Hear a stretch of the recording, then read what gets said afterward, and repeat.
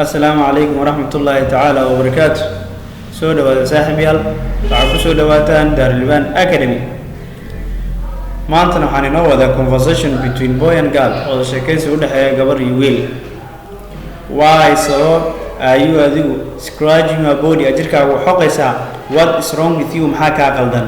Why so are you scratching your body أجرك وحقيسا what is wrong with you محاكا قلدن. Nothing وحبا but لكن my mother hooyaday have just said me ayaa ceerisay from her cottage carshaanteedii. My nothing وحبا but لكن my mother hooyaday have just said me ayaa ceerisay from her cottage carshaanteedii. Why does he do that? Sidaas maxay u samaysay? Why so does he do that? Sidaas ay u samaysay. Last night xalay I was watching waxaan daawanayay TV television from our neighbor driskeena and I get late waa soo dahay at home guriga ayaan ka dahay and she banished me way ciqaabtay.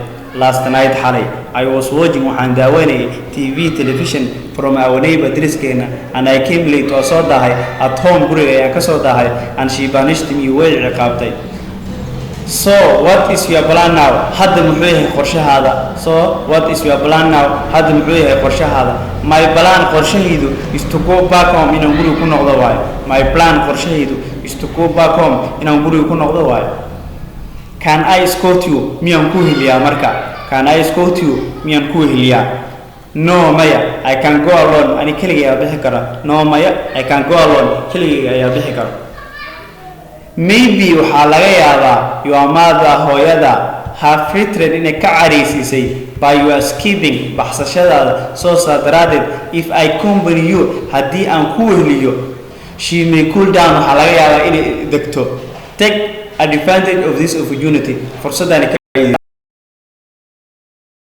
your mother hooyada has fretted inay ka cariisisay by your escaping baxsashadaada soo saadaraaded if I accompany you haddii aan ku wehliyo she may cool down waxaa laga yaabaa inay isdejiso soo saadaraaded take advantage of this opportunity fursadani ka faa'iidayso. Okay hagaag, that's true, taasi waa sax, follow me, soo raac. The girl gabadhi connected the door albaabka ayay garaacday. The girl gabadhi connected the door albaabka ayay garaacday.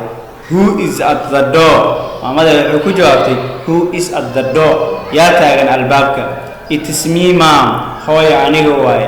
It is me mom. Hooyo aniga waaye. Oh Allah. My son wiilkaygiiyow I regretted waa ka shalayay to punish you inaan ku ciqaabo soo saadaraaded are you safe ma badbaado qabtaa. Oh Allah, my son wiilkaygiiyow I regretted waa ka shalayay to punish you inaan ku ciqaabo soo saadaraaded are you safe ma badbaado qabtaa. Yes mother, ha hooya, I am okay, waa fiicanahay.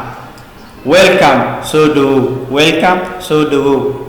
Please forgive me mom. Hooyo iska kay cafi. Please fadlan forgive me mom. Hooyo iska kay cafi. Okay hagaag, waa mahadsantihiin.